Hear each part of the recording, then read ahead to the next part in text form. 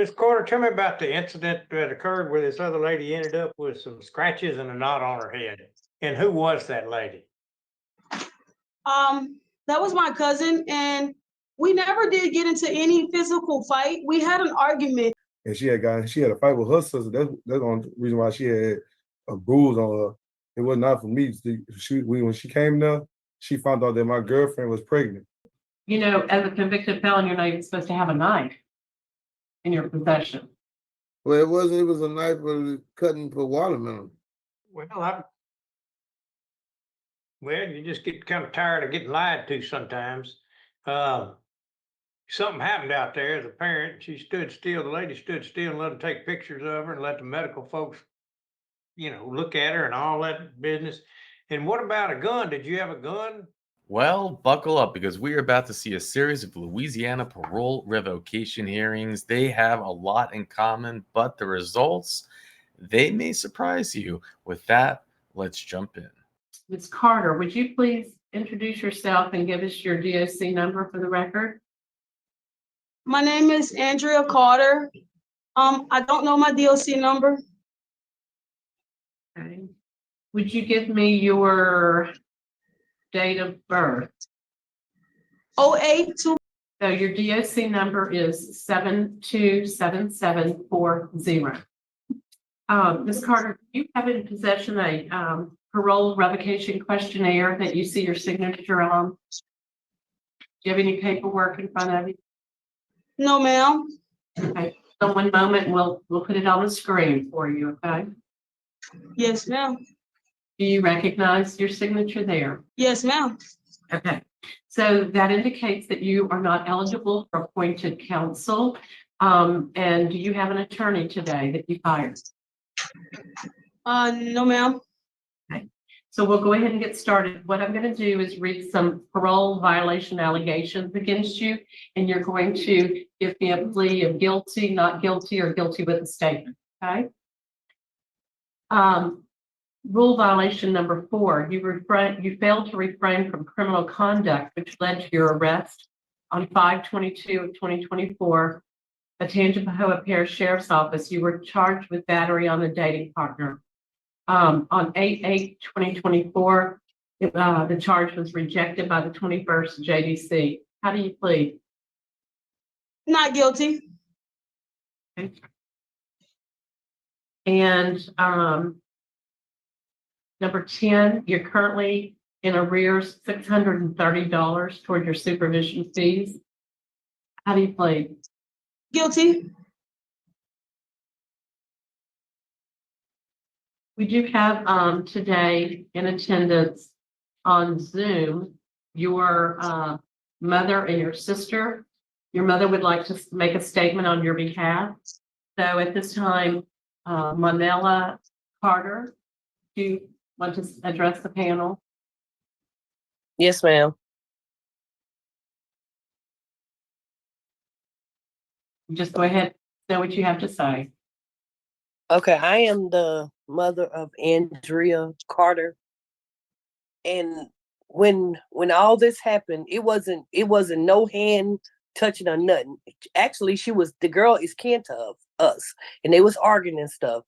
And I did call the police, but I didn't call the police to press no charges on her, nothing. I am a single mom, and I took her all my kids. And if my kids say something to disrespect me, I just get them from anything happening or anything. I just get them off the thing, and for her to come back, not for them to put no charges up on them. I love my children, and I don't want to see my daughter. My daughter have a talent, and she's blessed. And the next day, they took her to jail. My baby was to start a job the next day.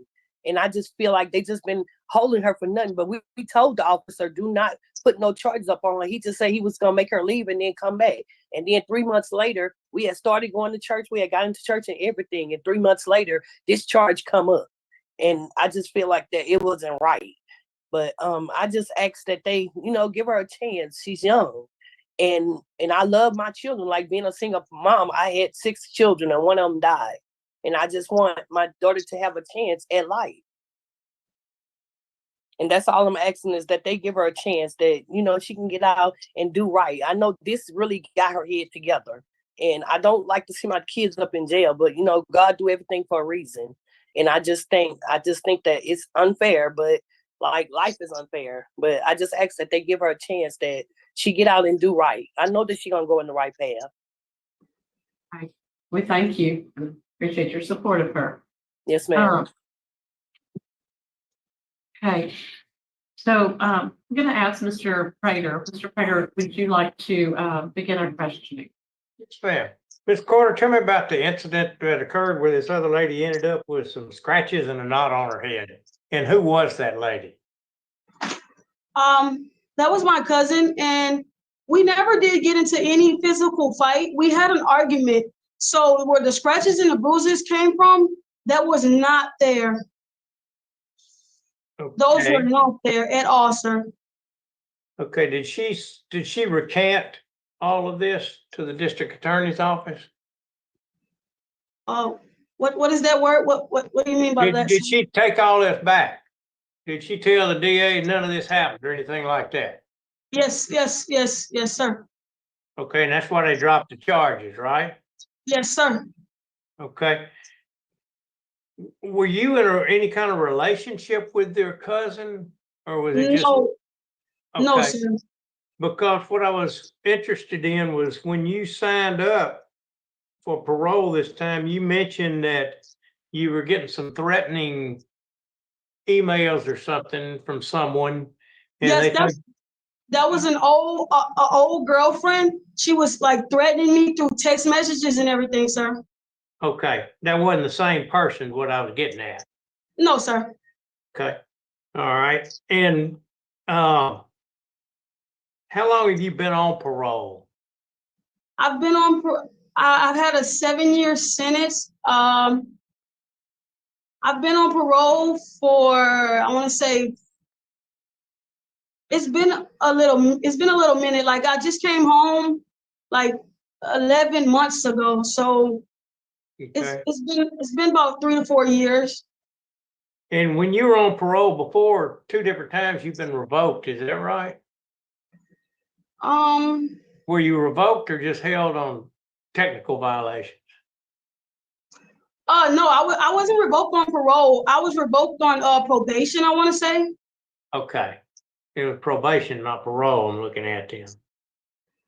Okay, Yes. all right.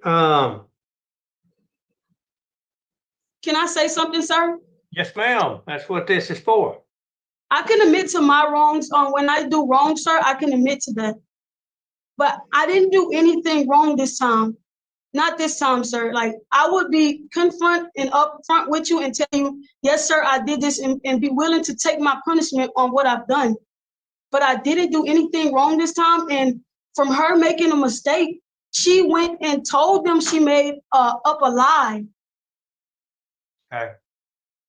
Okay, I don't have any other questions.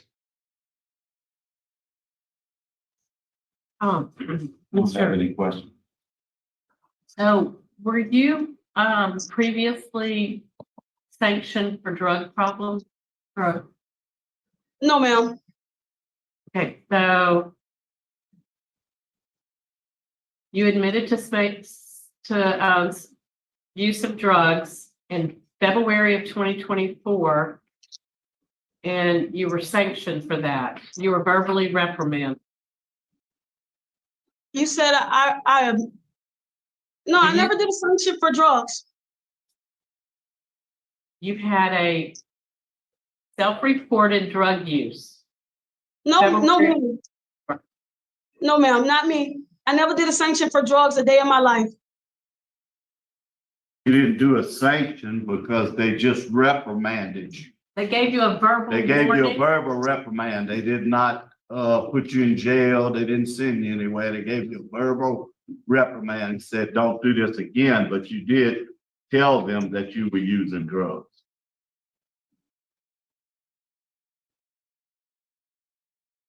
So stated that she recently smoked a blunt containing marijuana and would fail the drug screen. And then she fussed at you and reprimanded you and let you go. Did that No, happen? ma'am. She wasn't my PO at that time. A man was my PO. Okay. Okay, the reason I bring it up is I want to know, I want you to be successful on parole. And I want to address if you're having a problem with drug use, let us help you so that you can be successful. That's why I brought it up. You were sanctioned for drugs. I don't understand why. This is Nicholas Gross. Nicholas Grow is who wrote this. Okay, Yes, ma'am. that's your PO, right? That was your PO. Yes, sir. I mean, yes, ma'am. Okay, so are you having problems with drugs? No, I know, ma'am, I'm not having problems with drugs, but you know, I could use the help. That's all. I just wanted to find out if there was something, to help out. And that's all the questions I have. Mr. Prater, are you prepared to vote? One more question. Do you have any violent crimes that you've been charged with in the past? Like when you say violent, sir, like what do you mean when you say violent? I just want to hear what you say. There was any violence against somebody? I want to say yes, but I also want to say no because it wasn't on my sheet. And that was the person that I told you about that was sending the threats. Right. That's the person I was telling you about. So what I'm trying to do is figure out, because I never want to parole somebody or vote to not parole them or vote not to revoke them and keep them in jail if they're going to get out and hurt somebody. I wouldn't, sir. I promise you I wouldn't. Well, that's what I'm asking, if you've ever done that in the past. No, sir. Okay, I'm prepared to vote. Are you ready, Madam Chairman? Yes, we are. Okay, I'm willing to take a chance on her. I think that the fact that her mom was there and that there was an argument and I don't know what all happened, but I don't know. I just, for some reason, I feel like that she's being truthful with us. And she was truthful when she checked in at the parole office, and she self-reported her drug use. And anyway, I think we ought to take a chance on her. Or that my vote is that I will take a chance on her and not revoke her. Okay, Mr. Freeman. Yeah, it's a very tough call, Ms. Carter. I'm gonna tell you, your mother says she called police to get you out of the residence, so there had to be some kind of confrontation going on for her to call the police. And when you call the police, somebody's gonna get charges pressed on them most of the time. But with the affidavit saying that you hadn't touched her and the DA did not pursue the charges, my vote today is going to be to not revoke, but add a special condition that you and Ms. Wells don't get the same vicinity. I know she's your cousin, but I don't want y'all around each other. Thank you so much. Ms. Carter, I'm concerned about your drug use because that's going to set you up for failure. So I'll concur with my colleagues and do not revoke, but I do want you to have a substance abuse evaluation and do some outpatient substance abuse treatment. You got to get that under control because what you do when you're high or whatever is not the person you are when you're gone. Right? Yes, ma'am. Yes, ma'am. Okay, so today you have not been revoked. However, special conditions have been placed upon you that you have no contact with Ms. Wells and that you get a substance abuse evaluation and follow any guidelines that they recommend. Yes, ma'am. Thank you so much. And we don't want to see you here. All You right. won't. That's the only. We're signing out at 11:43. We have no other business there. Thank you. I don't know. I'm a little surprised that the sheriff said that she thought she was being honest. To me, it felt like she was not being honest, but maybe just nervous. Now, do you revoke for that type of incident? I would say, I'm not really up for revoking theirs. But I don't believe the story. It's like, how do you get the knots on her head? Oh, I don't know. And gosh, also imagine it always intrigues me, like how often police are being called to these situations where when you hear the story of it, it's like, should police really have been called if it's like an altercation between two cousins? I don't know. I'm confused. But she was found guilty originally of just the crimes that people just don't have any patience for, and that's breaking into cars and stealing cars. And I'm not talking about 1, 2, or 3 cars. I'm talking about, I think it was 19 cars, and on Christmas Eve. So 4 people are accused of committing a string of vehicle burglaries on Christmas Eve and Christmas Day, burglarizing at least 18 vehicles. She was arrested in connection with the thefts. Detectives said that 18 vehicles that were burglarized, 2 vehicles were also stolen and abandoned in the area. Officials said all the vehicles were left unlocked, and the 2 vehicles that were stolen had the keys in them. Kelly was identified as one of the suspects by the Sheriff's Criminal Investigation Division. He was found taking last blah blah blah. So yeah, can you imagine Christmas Eve, Christmas Day, and you breaking into your car, and it's just man, this stuff pisses, I think, all of us off.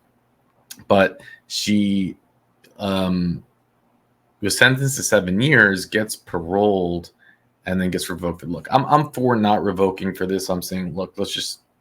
But remember, it's different. It's different than like a classic DV charge that we're so used to seeing. It's just different than that. So there you have it. How do you feel about this? It's not, we don't see very often female revocation hearings. I guess just because there are fewer women locked up, fewer getting paroled, so we see fewer revocation hearings. But we'll jump into another one. So here we go. This panel finds that you're a 5th felony offender, that you were on parole from August 2023 until you were detained in 2024.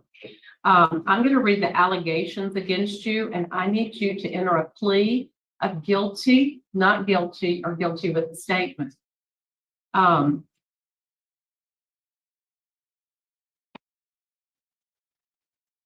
Third, condition number 3 says that you failed to report a current address. Numerous attempts were made at the address of record, but all of them were unsuccessful. How do you plead? I plead not guilty with a statement. Number 4, you engaged in criminal conduct as evidenced by your arrest on or about 7/7/2024 by the Baton Rouge Police Department for domestic abuse battery. We note that on 8/12/2024, the state dismissed the charge on a letter presented by the DA's office by the victim. How do you plead? Not guilty to that. Okay. And number 10, you failed to make payments toward your supervision fees, and you're currently $567 in arrears. I plead not guilty with a statement to all 3 questions, ma'am. And we'll get to that statement here in just a little bit. So at this time, Mr. Crockett, if you'll answer some questions by Mr. Freeman. Okay, Mr. Crockett, so what went down? Why were y'all arguing? It was over really nothing, just misunderstanding, like a normal misunderstanding. There was no licks or nothing thrown. Wasn't even a fight. Nothing occurred. There was a knife involved. You did have a knife to your wrist. No, sir. I never attempt to hurt myself or harm myself. Okay, well, what did you have the knife for? I never had a knife. Wow. Okay, now you did totally change your story. Even at the preliminary hearing, you said you had a knife to protect yourself. No, the statements on that doesn't state that I had the knife to protect myself. No, sir. What you had the knife for? The knife was just in the room, and I just moved it out of the way. Okay, but you didn't have. I didn't have a no history of possession of a this, knife right? to hurt myself, sir. Okay, but you did have 2 witnesses to this. And, now she has recanted her story, but there was two other witnesses also. I have no further questions. You said you had a statement for, the number 3, allegations there, number 3. So tell me, what is your statement for number 3? Could you repeat the question, please, ma'am? I will. It says on number 3, you failed to report a current address. Numerous attempts were made at the address of record, but all were unsuccessful. Hey, ma'am, I had a stroke in October and I had to go away from that address so I could get took care of. And as a 5th felony offender, you don't know how to reach out to your probation and parole officer and let them know? Yes, ma'am, me and her had discussed it, about my stroke and everything. I don't see any notes in the record. I'm talking Indi- about once I was, right during the preliminary hearing. I was in bad shape, ma'am. And I apologize for it. I just was asking the board, would they give me another chance to prove myself, please?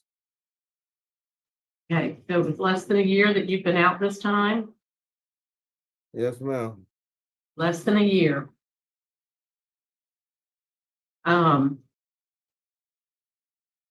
There was pretty clear police report as to what happened. So you're saying what they said happened did not happen? So, man, we just had an argument, man. It wasn't nothing, wasn't no physical contact. I don't know how it all got mixed up like this, but it wasn't a physical contact. It's just a misunderstanding, an argument. And that's where you were going to live to get better after your stroke? Yes, ma'am.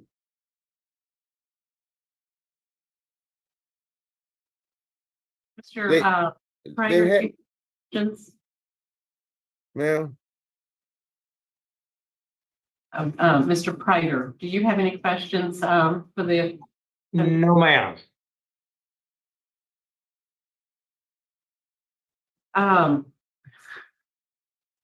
when we have a clear report of what happened, you know, as a convicted felon, you're not even supposed to have a knife in your possession. well, it was a knife for cutting for watermelon. I can't cut, you know, for fruit. It wasn't no knife like, no knife of no weapon or nothing that you pack around. It's a house knife. You cut fruits with. And why didn't you pay your fees? Ma'am, I hadn't been able to work, ma'am. I had a stroke, a serious stroke, and Baton Rouge General Rehabilitation Center, I've been there. And Dr. Joseph Freeman, that's my primary care doctor. So, according to your fiance, you have a job waiting for you. Well, yes, ma'am. I'm back in the condition to work now. So, when you left prison the last time, you were in a transitional work program? Yes, ma'am, in work release.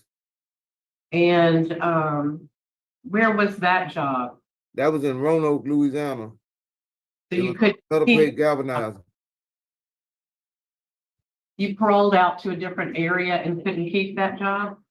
Yes, ma'am, I came back home to Baton Rouge and the job, I couldn't keep the job. It was in Roanoke. That was a long ways from here. And right after I talked to Miss Lori on video call in October, I had a stroke. So, I mean, I'm sitting here looking at the file, and our agents do a good job of notating each contact, even if it's more than once a day. And I see no information in this packet that indicated that you contacted her to change residence or that you had a stroke or anything. We had one video call, and that was October, ma'am. That was before my stroke. After my stroke, I didn't have no contact with her. I'm being And honest. saying, so you were supposed to, after you had your stroke, let her know where you were going. So she can't supervise someone she can't find. Yes, ma'am, you're absolutely correct. So, okay, do we have now, Ms. Stewart, did she join us? No. Ms. Stewart, is that, are you, a family friend? I'm a friend of the family, ma'am. Okay, Good would you- morning. Good morning. Would you like to make a statement, on behalf of Mr. Crockett? Yes, ma'am, I would. I'm a friend of the family and Corey Crockett has worked for my son and I with Tiger Paw Roofing. And yes, he had a stroke and I also was directing him and helping him to get back on his feet in reference to, I helped him locate a doctor.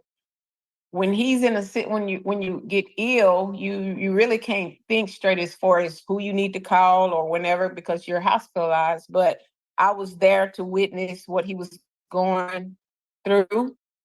And I also have a job waiting for him because he worked for me and my son.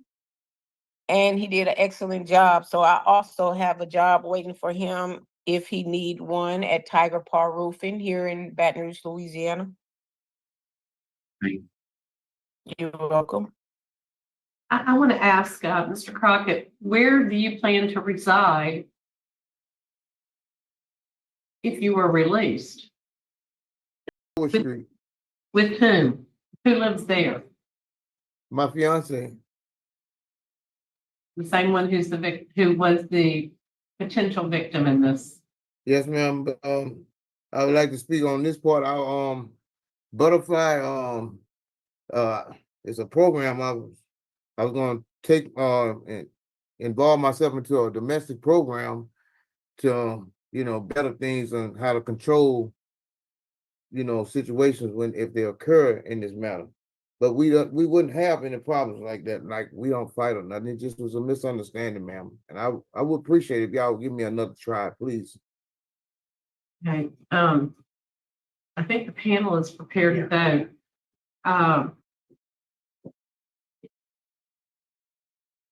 Mr. Crockett, the time for taking those, classes is before you come up for revocation. So that it didn't happen. You've had a history of domestic abuse battery in your past, so, Well, ma'am, if you read the background of that, that was a very toxic thing, and the lady that was doing it to me, she was just doing it on the strength of what I'm trying to fight for now, a custody battle of a little girl, 5-year-old baby, and she's the lady doing it to me. I'm looking at the facts of the case, not the background. Yes, Facts ma'am. are that you have had a history. There was police brought out, there was some allegations. I see some evidence that there was some abuse that had gone on because we have witnesses to this. My vote today, I find you guilty of number 3 and 4 and 10. So my vote is to revoke. Mr. Freeman? My vote is the same and, this, I'm not giving comment on what went down. But, my vote is the same. Mr. Prater? Could he be revoked, violations of 3, 4, and 10? Thank you very much. Sir, today your parole has been revoked. How much time I got?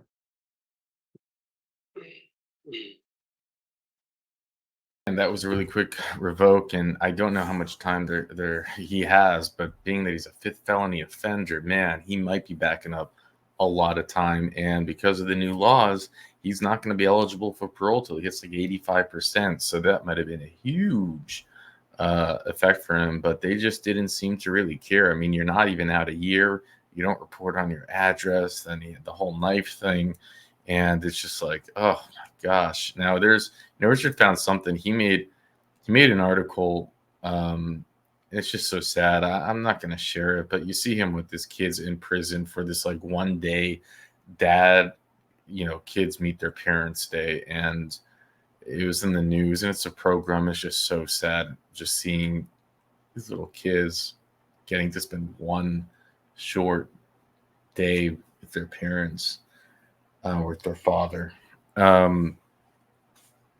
He's in there. He's like, he highlights in there I don't know what else am I supposed to say. We see these revocation hearings all day long, and the DAs, they drop the charges. It doesn't mean you're innocent. They just drop them because, it's for whatever reason they don't have cooperating witnesses, and they know that the person's gonna go up in front of the parole board and get revoked.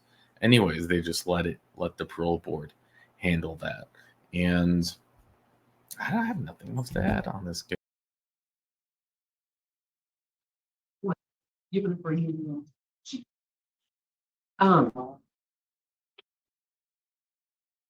Good morning. This is the Louisiana Committee on Parole, and we are impaneled in Baton Rouge. My name is Jerry Ledoux. I'm chairing. To my right is Pete Freeman, and on virtual we have Mr. Steve Crater. And who do we have there, sir? Could you please introduce yourself and give us your DSC number? What can I say? And you're still muted. Well, we can move to the next hearing. Lieutenant Murphy. Hey, how y'all doing this morning? My name is Jeremy Jones. My DOC number is 723-046. All right, thank you, Mr. Jones. What we're going to be doing is reading some information, some little housekeeping details, and then we'll be asking some questions. And we also have some people who are here in support of you. But first, I'd like to find out, do you have a parole revocation questionnaire in front of you that you recognize your signature? Yes, ma'am. Okay, so that indicates that you are not eligible for appointed counsel. Did you hire an attorney to be here today? No, ma'am. Okay. Mr. Jones, you're a second-class offender and you are on parole starting well, I don't have that right here, but you were charged with violating your parole in that you had some criminal conduct. I'm going to read this charge against you, and you need to enter a plea of guilty, not guilty, or guilty with the state. Okay. Okay. Number 4 says you were involved in criminal activity as evidenced by the East Baton Rouge Sheriff's Office for domestic abuse, battery, child endangerment. It notes that on 7/15/2024, the state dismissed the charges. How do you plead on that allegation? Not guilty. Number 6, you failed to obtain employment. How do you plead? Not guilty. I could be not guilty with a statement to that. Guilty with the statement? Yes, ma'am. Okay. And number 10, you failed to pay supervision fees and you're currently $378 in arrears. Not guilty.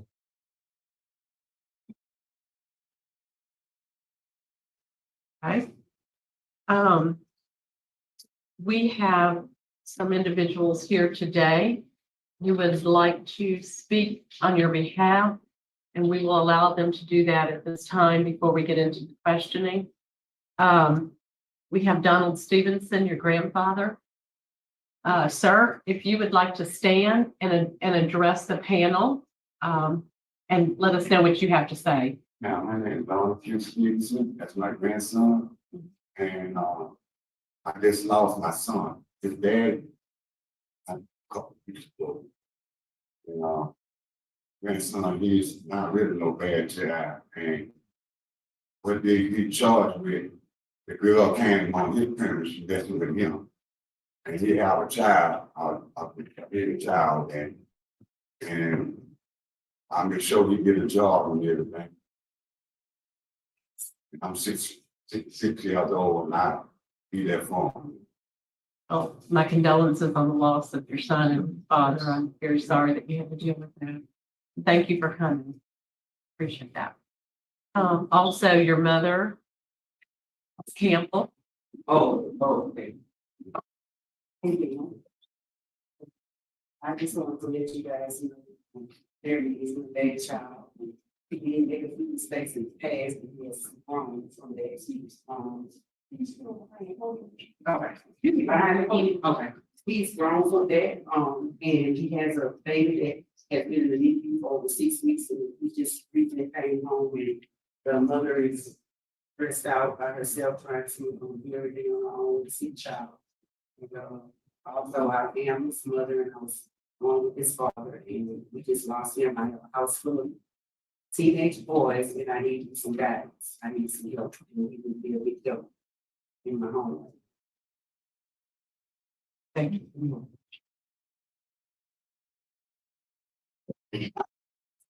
I had wrote on the back that I want to say, I'm his grandmother that would speak. Yes, you speak. Yeah, so,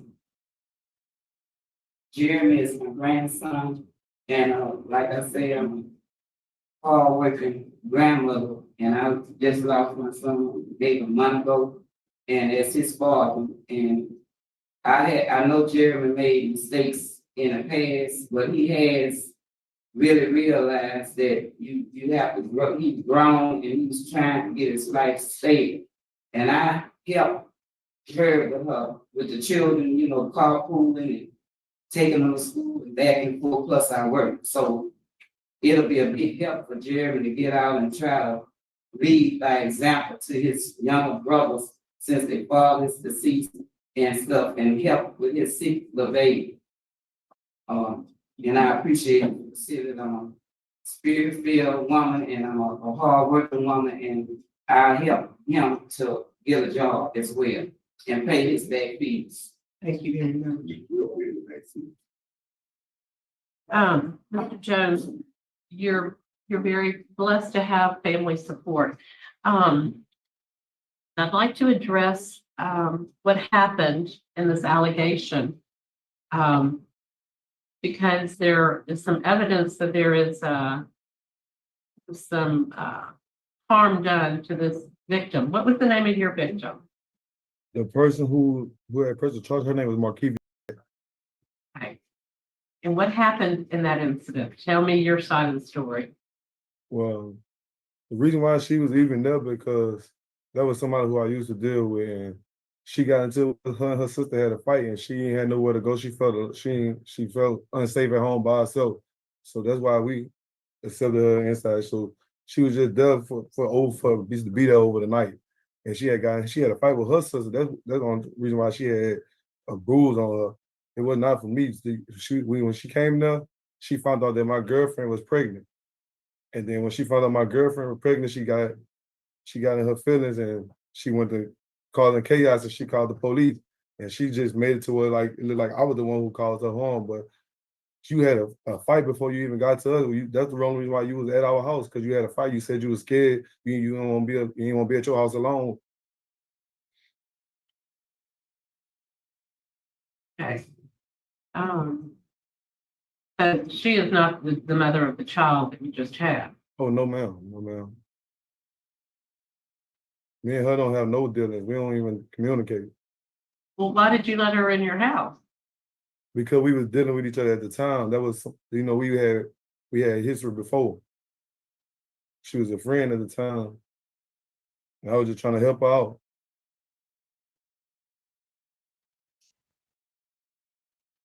So where would you live if you were released? With my baby mother.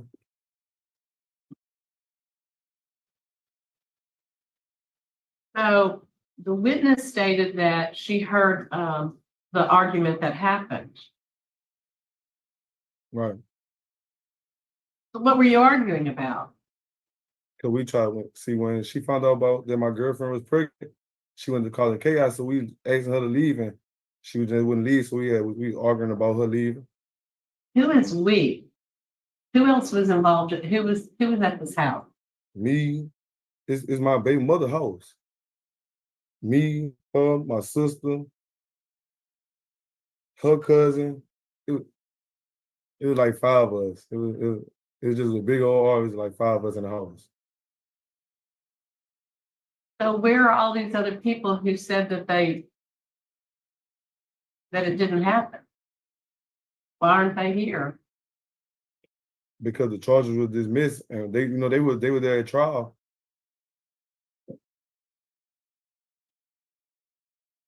And we have evidence of the victim having injury to her eye and the back of her head. How did she get those injuries? Her and her sister had a fight. That's the reason why she was there, because her and her sister had a fight. She said she was scared. Me and her ain't never had no physical altercation at all. Mr. Freeman, do you have any questions? I have no questions. Mr. Prater? No, ma'am, I don't know. Questions. So,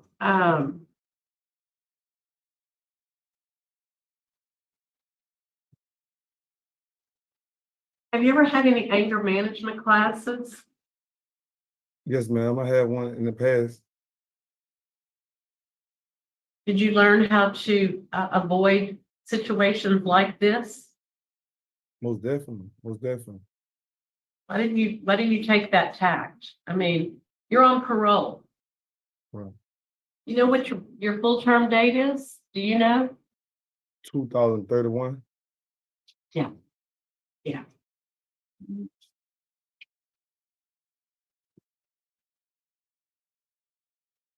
I'd like to go into an executive session. I'll make a motion for executive session. Second. Steve Freeman, Yes. Jerry Ledoux, Yeah. Steve Prater. Yeah. Somebody needed. They went into it.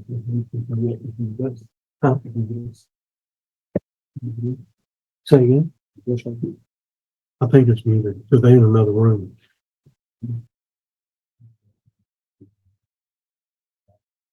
Yeah, he's violating.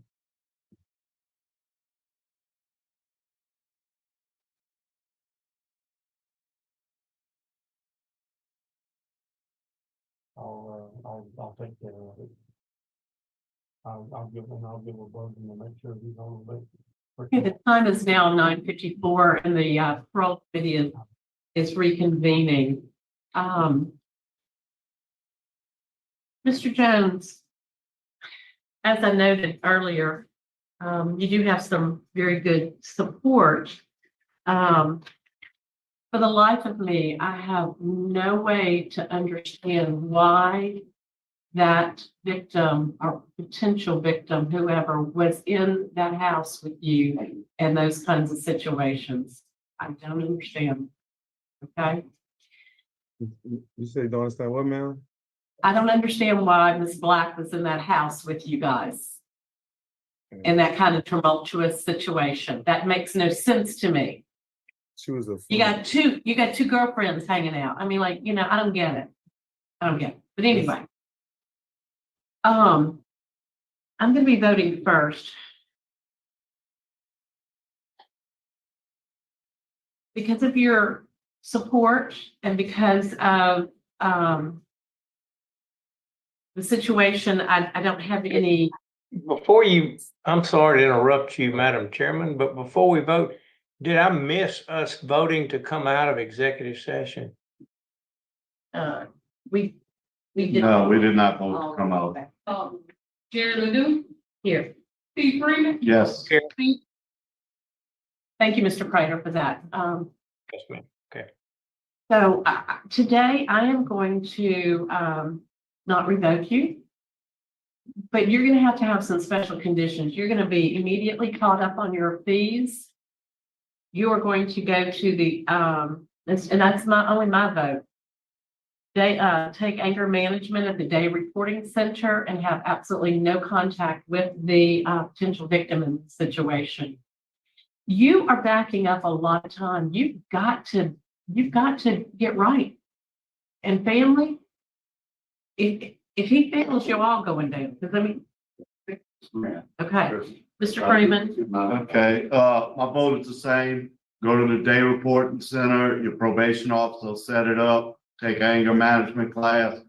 Absolutely no contact with Makisha Black. Yes, sir. You understand? No contact. He was not to ever stay at your house. Most Okay. definitely. Yes, sir. Mr. Prater. Reluctantly concur with everyone else. Like everybody on this panel is kind of scared of you. We're not scared of you physically. We scared you gonna screw up again. This is your last chance, okay? You'll be in jail for another 10 years if you don't get straight this time. Yes, sir. Don't give us a reason to have you before us again, please. Yes, sir. Okay. Okay, so today you've not been revoked. You do have special conditions placed upon you. Yes, ma'am. Thank you very much. Thank you. Thank all of y'all. And there you have it. And for those of you who might be a little confused about why they're so concerned of his full time, it's because the new governor came in and passed legislation that makes it you can't just apply for parole after getting revoked anymore. You can't apply for parole. Parole in general in Louisiana has changed.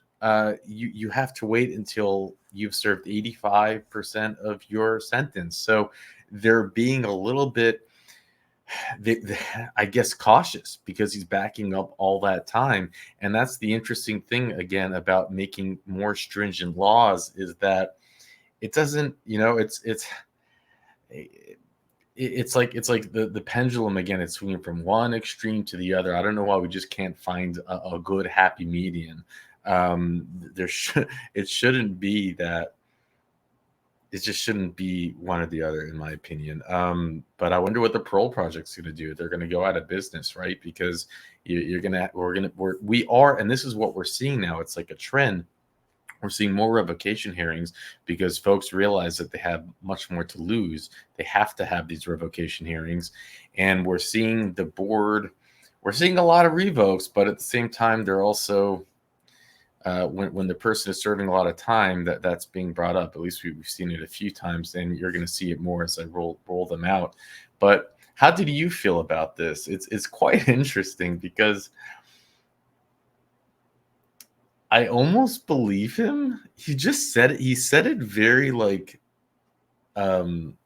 adamantly. And we see so many of these DV cases, but there was something where it's weird though. It's weird. They said, well, her sister beat her up before he got there. And it's like, who would say that? First of all, it's like, why would you say your sister? Unless you somehow colluded with his sister and that was part of your strategy. And you thought that but she didn't show up. She didn't say anything. And it's just like, wouldn't you make up wouldn't you say it was like her if you were going to make it up, wouldn't you say it was a guy, or you would say, I don't know, and. Good morning. Good morning. Can you state your name for the record, please, ma'am? My name is Deputy T. Matthews. Thank you, Deputy Matthews, for hosting us today. Do you have any statements about the subject? Do you know anything about him, problems with him? No, sir. Okay. All right, thank you. Anybody to speak on that? That's like that? Okay, Surreal, All of them know I ain't been a problem since I've been here. Who you want me to call? I'm gonna call somebody that works on the BOC side that can come speak to you guys on his behalf. Cause I just okay. do the Zoom Only invitation. if there's been problems. We don't need him if there's been no problem. No, there haven't been no problem. Okay, that's fine. All right, we're gonna proceed with the hearing. Mr. Poindexter, give me your name and DOC number, please. Real Poindexter, 324026. Okay, and Mr. Poindexter, do you have your questionnaire with you? Your parole questionnaire? Yes, sir. Okay, did you sign that questionnaire? Yes, sir. And do you wish to proceed today without appointed counsel? Yes, sir. Okay, Mr. Poindexter, I am gonna read the violations to you. You are to plead guilty, not guilty, with or without a statement. Just do that at first, and then we'll hear from your speakers. Then you'll be questioned by Ms. Ledoux, and you can explain what happened, okay? Yes, sir. All right, so first off, you engaged in criminal activity. This is evidenced by your convictions for simple battery and simple assault. On 8/20/24, you pled guilty to the amended charges of simple battery and simple assault in docket 628735 and 628736. How do you plead to that violation? Well, I'm gonna plead, well, I plead guilty to that, but I plead guilty to a simple battery, and I got the papers from the court. Okay, Where I wrote to him and told him that I would not plead to nothing dealing with a domestic because I didn't commit a domestic, okay, and but you did plead guilty to a battery. Okay, so what they're saying is, because my parole officer told me, he said, if you get these charges dropped down from felonies, I would release you back on parole. sure he told you that? We didn't put a memo out to them not to say anything because you can be revoked and not have any conviction. Oh, yeah, I know that's it. But he told me, he said, if you get the misdemeanor down, I will write the board to have you read back and stay on parole. Yeah, So, well, we didn't get any letter. Okay, you plead guilty that you did plead to the simple battery, but you didn't commit a domestic. it was a simple battery that was outside of the domestic charge, so. Okay. Okay, we're gonna let you explain everything as soon as that. I just needed your plea. All right. You failed to report to the DRC as instructed. This is evident by a report from the DRC stating that you failed to report there for intake after multiple appointments were scheduled. How do you plead to that charge? Well, I'm gonna plead guilty to that because. Okay, well, I'll explain it later. All right. Okay, that's guilty with a state. Okay. And the last one is you failed to pay supervision fees. This is evidenced by your account currently being in arrears by $315. How you plead to that? Well, I mean, not guilty. Okay. Not guilty with a statement. Okay. All right. We have Miss Denise Broussard, your girlfriend, on Zoom. Ms. Broussard, what do you have to tell us today? Oh, you on mute, Ms. Broussard. Yeah, sorry. He never harmed me in no kind of way. I wasn't the one that called an officer. He never physically touched me, nothing like that. And we really want him home, me and his kids. All right. And Ms. Poindexter, like I said, your case has been assigned to Ms. Ledoux. Ms. Ledoux, any questions?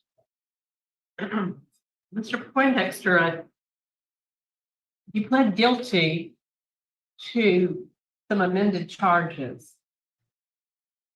And I know you're trying to rectify that in the court, but here's the deal. I have pictures. Whether Ms. Denise says that you were hurt or not, I have pictures of two individuals who have evidence of bodily injury. Okay? Yes, ma'am. Mr. Poindexter, you're a sixth felony offender. If anybody should understand the conditions of parole or probation, it would be you. Yes, sir. Yes, ma'am. When you were told to go to the day reporting center, you make an effort to go where you want to go. You were able to get in the car and go over to that place where Denise was that day, red car. You can go where you want to go. You chose not to go to the day reporting center when you were instructed to do so. That is a condition of your parole, that you are supervisable. And you made yourself unavailable to be supervised when you did not go. Yes, ma'am.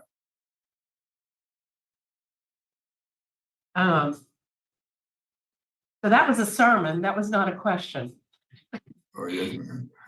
And I realize that. You know, it's going to be hard to convince me. What can you tell me that would change my mind at this point?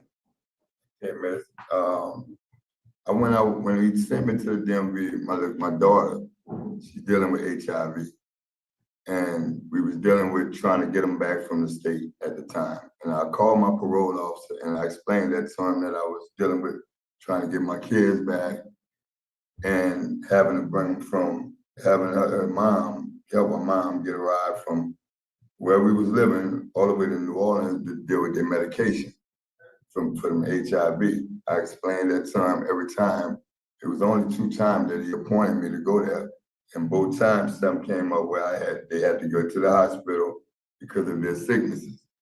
I mean, it wasn't nothing that I was trying to do. I only had been on 2 months trying to get myself together, trying to get a job, trying to do everything. And every time I called him and I told him, hey, look, I'm looking for a job. Finally, the guy. Pass on the day reporting center, but you have criminal conduct, okay? Yes, ma'am. And I'm prepared to vote. Okay, Mr. Prater, do you have any questions? Well, you just get kind of tired of getting lied to sometimes. Something happened out there. The parent, she stood still, the lady stood still and let them take pictures of her and let the medical folks, look at her and all that business. And what about a gun? Did you have a gun? No, sir. Even you can see in the statement, even the guy's mom stated she never seen me with a weapon. They never caught me with no weapon. I turned myself in when I found out that I had these charges. And the woman, she only called the police because the niece wasn't with her son. She got a kid with her son too. I never had a problem with them people. I mean, the woman was in court, the guy was in court. All of them was testifying on my behalf that I didn't do nothing.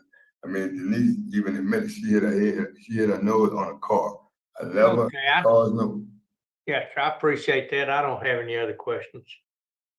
Yeah.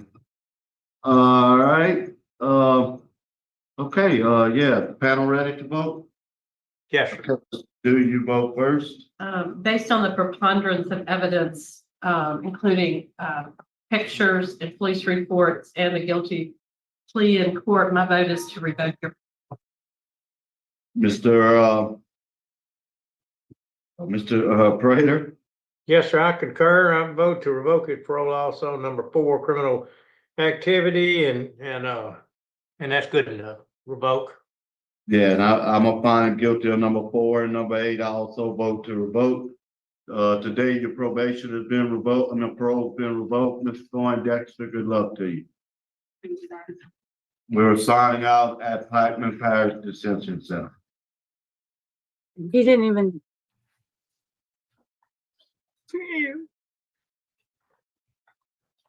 They revoked me on my first technical. And he is backing a lot of time. He was sentenced to 25 years for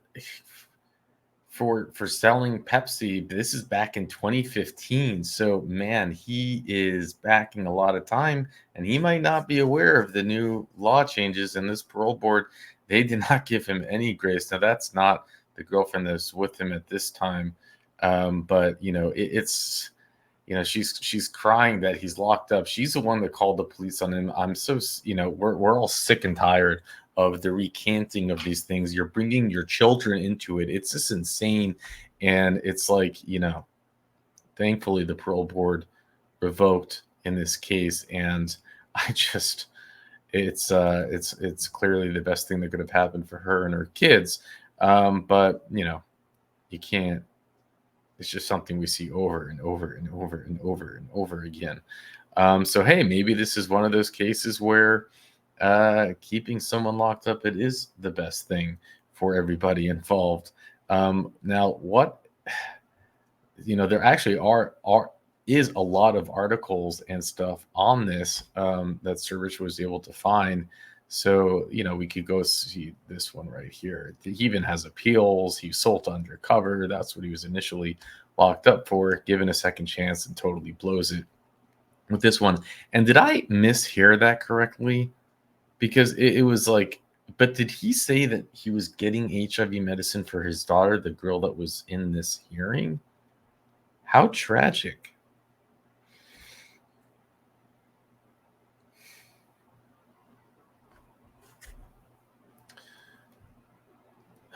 So a judge sentenced him to 25 years in prison for selling Pepsi. The district judge gave him 25-year sentence on September 30th. Was convicted August after a 2-day trial. Authorities arrested him after 2.5-hour standoff in Raceland on June 9, 2014, according to Lafourche Parish Sheriff's Office. The press release, blah, blah, blah, who had 8 active warrants at the time of his arrest, ultimately surrendered peacefully. And if you're wondering, wow, 25-year sentence, how did he get out so early? Well, the parole eligibility for these offenses, they come up pretty quickly, at least until recently, now with the governor changing the law. So they had a 2-day trial, which we have the appeal, but I'm not going to go over it. We're trying to keep it in the 1 hour mark. Now that's about usual, I would think, for distribution.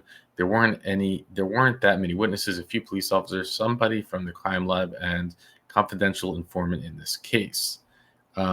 He was accused of selling Pepsi to an undercover informant on June 13, 2013, near Morristown Road in Raceland. According to Richard, he sold about $50 to $60 worth to the informant. She said that such a charge carries mandatory minimum sentence of at least 2 years with a maximum of 30. She credited the long sentence to his previous criminal history. Once you get a huge amount, then the penalties are even higher. Blah, blah, blah. And you might say, wow, come on, selling $60, getting 25 years, even with the long history, the sentencings are off. And I agree with that. I think the sentencings are off, but I guess with parole, he got out. I don't know how much time he ultimately ended up serving, but to do, and for those of you who want to feel empathy, it's like, it's on him. Don't beat your woman. And then and she calls the cops, and then there are pictures, and, Mr. Prater and Mr. Freeman, they're all just tired of getting lied to. It's like, we have the pictures. We have the pictures. But, we're so used to these excuses. Also, normally it's like, she said, oh, I fell, or I did it to myself. I mean, we've heard them all. But there you have it, a series of revocation hearings. Somewhere they're trying to do the best to not revoke, and others where they just said, no, you're gone. And I think they did a good job. How do you feel? With that, I'll let you go. Ms. Carter, tell me about the incident that occurred where this other lady ended up with some scratches and a knot on her head. And who was that lady? That was my cousin, and we never did get into any physical fight. We had an argument. And she had a fight with her sister. That's the only reason why she had a bruise on her. It was not for me. When she came there, she found out that my girlfriend was pregnant. As a convicted felon, you're not even supposed to have a knife in your possession. Well, it wasn't. It was a knife for cutting for watermelon. Well, you just get kind of tired of getting lied to sometimes. Something happened out there as a parent. She stood still. The lady stood still and let them take pictures of her and let the medical folks, look at her and all that business. And what about a gun? Did you have a gun